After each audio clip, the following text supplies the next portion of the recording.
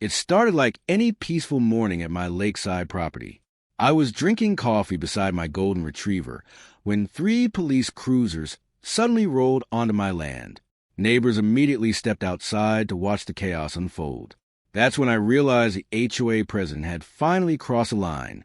Melissa Carter, the self-appointed queen of the HOA, stormed across my lawn like she owned the entire county. She pointed directly at me and screamed that I was trespassing on community-controlled property. The officers looked confused, but they still followed procedure carefully. Meanwhile, Melissa stood there smiling like she had already won. One officer politely asked me for identification, while another questioned Melissa about the complaint. She kept insisting I was violating HOA property rules and demanded immediate action. My dog sensed the tension long, before anyone else did. But I stayed calm because I already knew something she didn't. Melissa aggressively waved a stack of HOA paperwork in the air. She claimed the land near the lake had recently become HOA property through a community expansion agreement. The problem was simple. None of it was legally valid. But she expected fear and confusion to do the work for her. By then, half the neighborhood had gathered outside recording with their phones. Melissa loved public humiliation, especially when she believed she was in total control. She had spent years intimidating residents into silence through threats and fake violations. But today was different. She demanded the officers arrest me immediately for criminal trespassing. The officers exchanged uncertain looks because the situation clearly felt unusual. Even they could tell something wasn't adding up. Still, they continued trying to calm everyone down professionally. Finally, I slowly reached into my back pocket. Melissa smirked confidently, expecting surrender or panic. Instead, I calmly handed the officer my identification card. The second he read it, everything changed. The officer's expression instantly shifted. He looked back at me, then back at Melissa with visible confusion. "Sir, you're Judge Harrison?" he asked quietly. Suddenly, the entire atmosphere changed. Melissa's confidence vanished almost immediately. She realized I wasn't just another homeowner. She could bully publicly. I was a county judge overseeing several civil housing disputes in the region, and unfortunately for her, I had already heard many complaints about this HOA. I calmly explained the truth to the officers. The HOA had been abusing residents for years through intimidation, fake fines, and unlawful pressure tactics. In fact, I had already been quietly investigating multiple complaints tied to Melissa and the HOA board. She had no idea she walked directly into her own downfall. The officers immediately became more respectful once they understood who I was. Melissa kept interrupting me, but nobody paid attention anymore. For the first time in years, she wasn't controlling the conversation, and that terrified her. Over the previous 2 years, dozens of homeowners had secretly contacted my office. They described fake fines, selective harassment, and threats designed to scare residents into obedience. Most people were too afraid to challenge the HOA publicly. Melissa depended on that fear to stay powerful. One elderly couple had been fined thousands over the color of their mailbox. Another family nearly lost their home because of landscaping violations. The HOA constantly created new rules to pressure people financially. Nobody believed they could fight back successfully.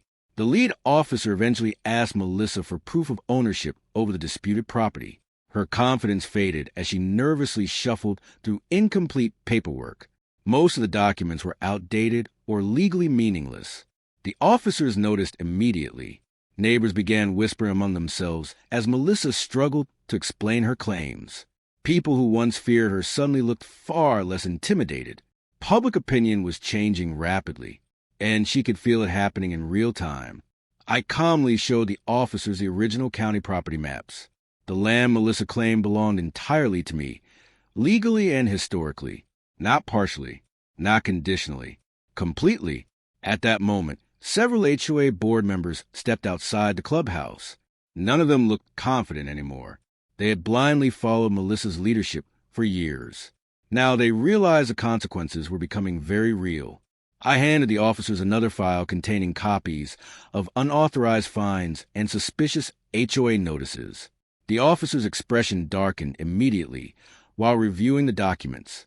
This situation was no longer about trespassing. It was becoming a major legal issue. Melissa suddenly exploded emotionally and accused everyone conspiring against her. She shouted at residents, officers, and even members of her own HOA board. But emotional outbursts couldn't erase evidence. Deep down, she already knew she was losing. Then something unexpected happened. One neighbor finally stepped forward and told the officers everything.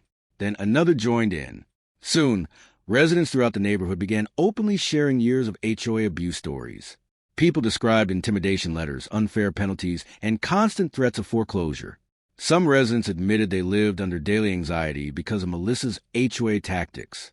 The officers listened carefully to every story. Meanwhile, Melissa looked completely overwhelmed. For years, Melissa ruled through fear and humiliation. But fear disappears quickly once people realize they aren't alone anymore. The neighborhood was finally standing together publicly, and her control was collapsing in front of everyone. I explained that I intentionally remained quiet during the investigation because I wanted to see how far the HOA would go on its own. Unfortunately, they went much farther than expected, and now there would be consequences for those actions. The officers stepped aside privately to discuss everything they had learned. Melissa paced nervously across the lawn while neighbors watched silently.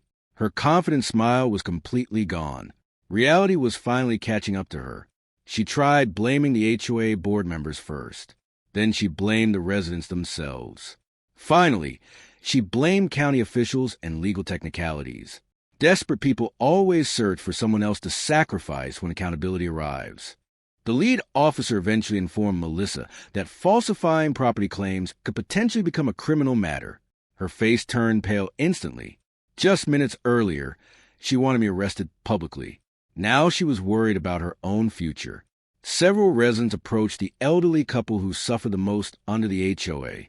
Some people were nearly in tears while apologizing for staying silent so long. The neighborhood finally felt united again.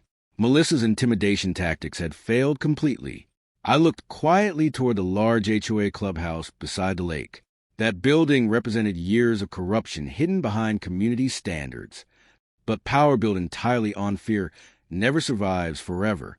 Eventually, truth always catches up. Suddenly, HOA board members began publicly turning against each other. Nobody wanted responsibility anymore. The same people who once acted powerful now looked terrified. Accountability has a way of exposing true character. Eventually, the officers cleared me completely of all accusations. But before leaving, they contacted county investigators regarding the HOA records and complaints. Melissa stood frozen beside the clubhouse while police cars slowly drove away. Her empire was beginning to collapse. 2 days later, county investigators arrived with official warrants. Residents watched from sidewalks as boxes of HOA records were carried out of the office. For the first time in years, people felt hopeful again. The truth was finally being uncovered. The investigation revealed unauthorized fees, missing financial records, and suspicious spending connected to HOA funds. Money collected from homeowners had quietly disappeared over time. The deeper investigators looked, the worse everything became. Melissa's leadership unraveled rapidly. Neighbors who barely spoke to each other before suddenly gathered together every evening. People shared stories they had hidden privately for years. Fear slowly transformed into relief and unity. The neighborhood finally felt human again.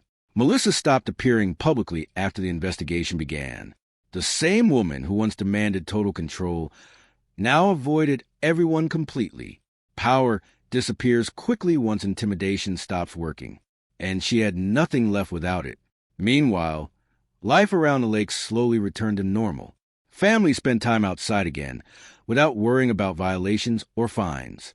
Children played freely in front yards. Even simple peace felt valuable now. Weeks later, a special emergency community meeting was scheduled. Nearly every homeowner attended because nobody wanted the old system to survive anymore. The atmosphere inside the hall felt historic. Everyone understood this moment mattered. The vote to remove the HOA board passed almost unanimously. Applause erupted instantly throughout the room. Some residents became emotional after years of pressure and fear. Finally, the nightmare was ending. I reminded everyone that communities should protect people, not control them. Rules without fairness eventually become abuse. And abuse always destroys trust between neighbors. The entire room fell silent listening to those words. Over the next few months, the neighborhood transformed completely. People painted homes freely and helped each other again. The constant tension vanished from the community. Peace finally returned to the lake. Eventually, Melissa quietly moved away from the neighborhood. Few people even came outside to watch her leave. Her influence had disappeared completely, and nobody missed the fear she created. One quiet morning, I sat back on my porch with coffee beside my golden retriever, the same place where everything originally started. Only now, the neighborhood finally felt free.